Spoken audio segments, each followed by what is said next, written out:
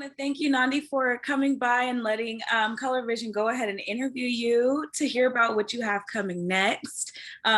Me personally, I'm so excited for you just because I feel like we did the interview that we did at the right time. Mm-hmm. And you had so much in the works, and now to see you moving on from Essence, it's bittersweet. But I first wanted to go into it.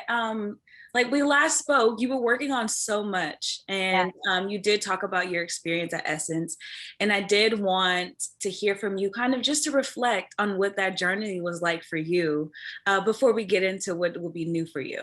Yeah, no, the journey was, it was a transformative period in my career. That's what I've like kind of come to terms with, and that's how I've explained it to everyone.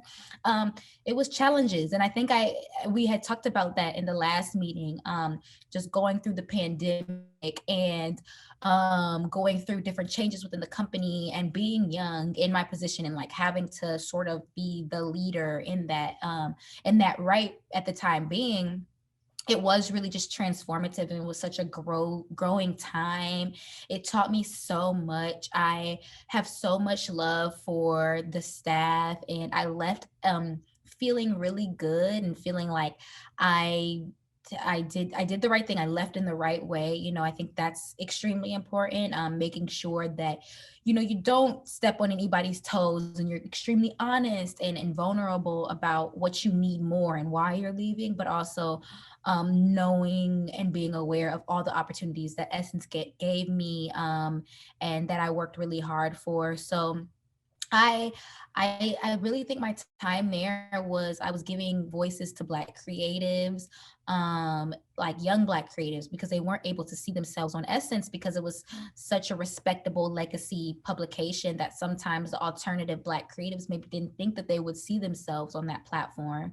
So I left feeling like, oh, I gave so many creatives just opportunities to be on the platform that they didn't see themselves ever being on.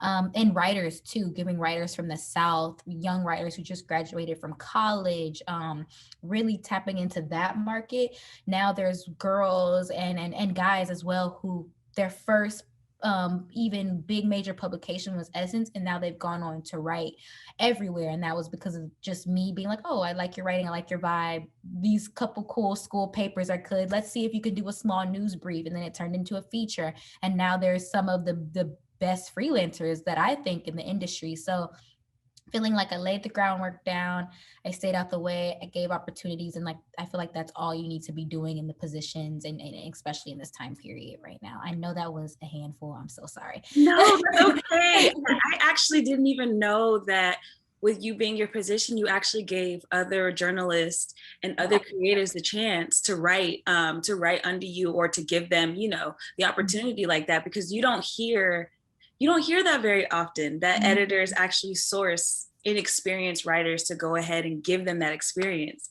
And I feel like after you leave college or after you leave high school, whatever have you, you kind of look for those opportunities. They're not really given to you so much.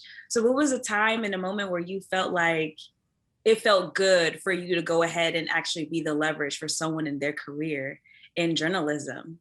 Yeah, no, I think really at Essence, I started to see, okay, you made it at the seat at the table. So, and I know the quote, the seat at the table is always like, oh, when you go into white spaces and you're Black, but like, no, I made it to the seat at the table. I was in the industry, like that, you don't get that often. And I was just kind of like, it was genuine. Like, it's just genuine in me, like to give girls who look like me and who are from the South and who don't have any connections in New York opportunities. Like, I don't see why I wouldn't do that. It's almost like, why wouldn't you? You know what I'm saying? So like, I have the answer to your question. Like, it's just genuine. Like, I don't try to force it. I'm not the type to go on the internet and be like, I'm giving opportunities and da da da da da. It's like, no, like you see it in my work, you see it in how I move, you see it with what people say about me. Like, I don't have to go in social media and say I'm championing Black women. Like, that's just what I'm doing, you know? So, I really try hard to like just be genuine in that forefront. Like if somebody reaches out to me, if somebody wants to write for me, like obviously I can't give everybody an opportunity, but like 3 or 4 writers that I just really was drawn to, they would call me like, I have a pitch, and like you can't do that with a lot of editors. And I'd be like, okay, like, yeah, like pitch it to me. I just made sure to be super personable and just try to not be on a high horse, just be genuine and upfront 100%. I love learning that about you. I did not know that, especially from the first time that we interviewed. So I'm really in awe of that. And I admire you for it, because there's so many people out here that kind of try to keep you away from Yeah. growing, and to know that you were in such a beautiful and wonderful seat at such a young age, and had the reasoning to understand how important it is to give opportunities to people who don't have them. I That's a think wonderful attribute. people are also scared for what you give this person an opportunity, maybe they'll surpass you or something. And I'm not gonna lie, it's been some times, even up to recently, where I've given people opportunities and they've like totally tried to go above me, or totally like just not been just totally like not been communicative after the opportunity that I gave them. And like, I don't take any, like, I do it because it's genuine. So you can't expect the response to always be like, oh my God, thank you so much for this opportunity. Sometimes people use that opportunity and they don't even care about you anymore after that. And it's like, as long as you're doing it because you're genuine, all of that doesn't even matter. Like, if I give you opportunity, or if I share my contact with you and you go try to like undermine me or like take me out of the project or whatever, that's totally fine, because it's like, I gave you that contact. I knew what I was getting myself into, or knew the possibilities and the disadvantages of trying to help someone out, because not everybody is always as genuine as the person helping you out, or vice versa. So I think it's like,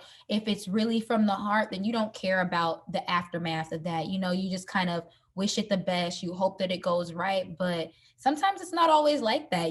Sometimes the person that always wants to give the opportunities sometimes gets like bitten in the butt a little bit. And I'm starting to realize that like, although you want to put everybody at the table, you can't fix their plate. I love that.